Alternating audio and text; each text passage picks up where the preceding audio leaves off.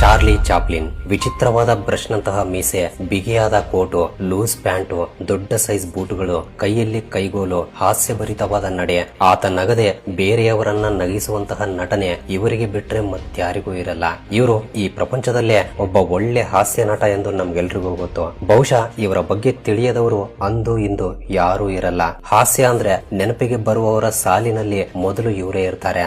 ಆದ್ರೆ ಅವರು ಕಷ್ಟಗಳನ್ನ ಅನುಭವಿಸ್ತಾ ಇದ್ರು ಕೂಡ ಬೇರೆಯವರನ್ನ ನಗಿಸಿ ಹಾಸ್ಯ ನಟನಾಗಿರುವ ದ ಲೆಜೆಂಡ್ ಚಾರ್ಲಿ ಚಾಪ್ಲಿನ್ ರವರ ನಿಜ ಜೀವನದ ಬಗ್ಗೆ ಬಹಳಷ್ಟು ಜನರಿಗೆ ಗೊತ್ತಿಲ್ಲ. ಸೊ ಇವತ್ತಿನ ಈ ವಿಡಿಯೋದಲ್ಲಿ ಚಾರ್ಲಿ ಚಾಪ್ಲಿನ್ ರವರ ಬಗ್ಗೆ ಮತ್ತು ಅವರ ಜೀವನದಲ್ಲಿ ನಡೆದಿರುವ ಕೆಲವು ವಿಷಯಗಳನ್ನ ತಿಳಿದುಕೊಳ್ಳೋಣ. ಇದ್ರ ಜೊತೆಗೆ ಚಾರ್ಲಿ ಚಾಪ್ಲಿನ್ ಹೇಗೆ ಸತ್ತು ಹೋದ್ರು, ಅವರು ಸತ್ತು ಹೋದ ನಂತರ ಅವರ ಸಮಾಧಿಯಿಂದ ಅವರ ಶರೀರವನ್ನ ಹೇಗೆ ಮತ್ತು ಯಾಕೆ ಕಳ್ತನ ಮಾಡಿದ್ರು ಎಂಬ ನಿಮಗೆ ಗೊತ್ತಿರದ ವಿಷಯಗಳನ್ನು ಕೂಡ ತಿಳಿದುಕೊಳ್ಳೋಣ.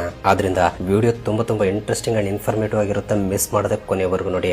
ಚಾರ್ಲಿ ಅವರು ಲಂಡನ್ನಿನಲ್ಲಿ 1889 ಏಪ್ರಿಲ್ 16ರಂದು ಜನಿಸ್ತಾರೆ. ಇವರು ಒಬ್ಬ ಕಮಿಡಿಯನ್, ಆಕ್ಟರ್ ಮತ್ತು ಡೈರೆಕ್ಟರ್ ಕೂಡ.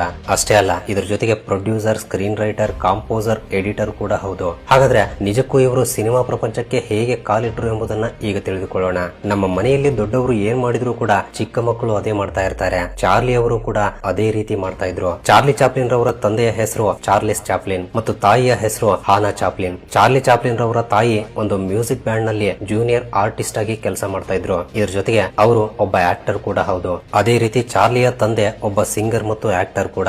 ಅದಕ್ಕಾಗಿಯೇ ಚಾರ್ಲಿ ಅವರು ಕೂಡ ಒಬ್ಬ ಆಕ್ಟರ್ ಆಗ್ಬೇಕು ಎಂದು ಆಸೆ ಪಡ್ತಾರೆ. ಚಾರ್ಲಿಗೆ ಒಬ್ಬ ಅಣ್ಣ ಕೂಡ ಇದ್ದಾನೆ. ಆತನ ಹೆಸರು ಸಿಡ್ನಿ. ಬಟ್ ಆ ಸಮಯದಲ್ಲಿರುವ ಆಕ್ಟರ್ ಗಳೆಲ್ಲರೂ ಕೂಡ ಬಡವರೇ ಆಗಿದ್ರು. ಆಗಿನ ಸಮಯದಲ್ಲಿ ಈ ಇಂಡಸ್ಟ್ರಿಯಲ್ಲಿ ಜಾಸ್ತಿ ದುಡ್ಡು ಸಂಪಾದನೆ ಮಾಡೋಕೆ ಆಗ್ತಾ ಇರಲಿಲ್ಲ.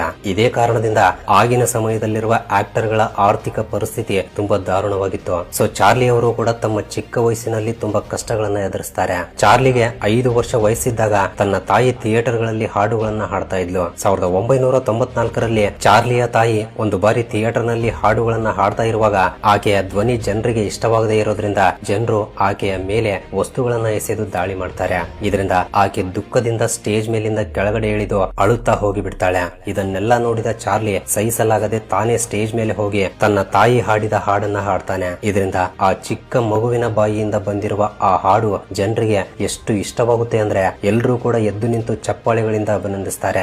ಎಲ್ಲರೂ ಚಾರ್ಲಿ ಚಾಪ್ಲಿನ್ ರವರನ್ನ ಪ್ರಶಂಸೆ ಮಾಡ್ತಾರೆ. ಈ ರೀತಿ ಚಾರ್ಲಿ ಅವರ ಕೆರಿಯರ್ ಗೆ ಇದೊಂದು ಫೌಂಡೇಶನ್ ಆಗಿ ಬದಲಾಗುತ್ತೆ. ಸೊ ಈ ರೀತಿ ಇದ್ದಾಗ ಅದೇ ಸಮಯದಲ್ಲಿ ತಮ್ಮ ತಂದೆ ತಾಯಿಗಳು ಡಿವೋರ್ಸ್ ಪಡಿತಾರೆ. ಚಾರ್ಲಿ ಅವರ ತಂದೆ ಒಬ್ಬ ಕುಡುಕ. ಅಷ್ಟೇ ಅಲ್ಲ, ಡಿವೋರ್ಸ್ ಪಡೆದ ನಂತರ ಬೇರೆ ಹೆಣ್ಣಿನ ಜೊತೆ ಸಂಬಂಧ ಬೆಳೆಸಿಕೊಂಡು ಅವ್ರ ಜೊತೆ ಇರ್ತಾನೆ. ಬಟ್ ಚಾರ್ಲಿಯ ತಂದೆ ಆ ಎರಡನೇ ಮಹಿಳೆಯ ಜೊತೆ ಕೂಡ ಸಂಬಂಧ ಬ್ರೇಕ್ ಮಾಡ್ಕೊಂಡು ಕಷ್ಟದಲ್ಲಿ ಮುಳುಗಿ ಹೋಗ್ತಾನೆ. ಈ ರೀತಿ ಚಾರ್ಲಿಗೆ ತಂದೆ ತಾಯಿಗಳಿದ್ದು